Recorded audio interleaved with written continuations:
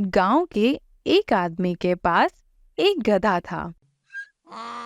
उस गधे की आवाज बहुत भद्दी थी, जिसके कारण गधे का मालिक उसे बहुत खरी खोटी सुनाया करता था।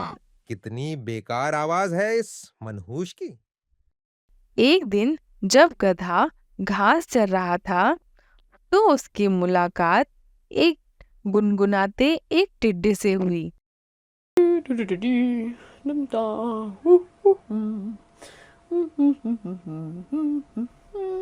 गधा उसकी आवाज सुनकर बहुत खुश हुआ और उससे पूछा, भाई टिड्डे, तुम्हारी इस मधुर आवाज का राज बताओ। मेरी आवाज तो बहुत बेकार है, जिसकी वजह से मेरा मालिक मुझे बहुत बुरा बुरा बोलता है। टिड्डा बोला, ओस की बूंदों वाली घास, जिन्हें मैं रोज खाता हूँ। गधा तो आखिर गधा ही था। अब गधे को लगा कि अगर वो भी घास खाने लगेगा तो उसकी आवाज भी अच्छी हो जाएगी। अब उसने जोरों शोरों से घास खाना शुरू कर दिया। खासकर वो सुबह के समय की घास खाता, जब वह ओस से भीगी रहती। लेकिन उसकी आवाज न बदलनी थी न ही बदली, बल्कि घास खा खाकर उसका पेट मोटा जरूर हो गया और वो किसी काम के लायक नहीं रहा।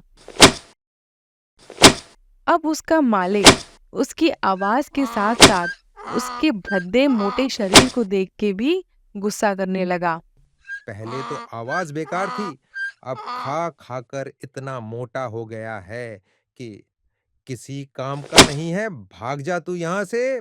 क्योंकि अब वो ना सही से बोझ ढो पा रहा था, न ही कोई काम कर पा रहा था, जिसके कारण गधे के मालिक ने उसे छोड़ दिया। Oh no! अब गधा इधर उधर भटकता रहता। इस कहानी से हमें यह सीख मिलती है कि हमें कभी भी किसी की नकल नहीं करनी चाहिए।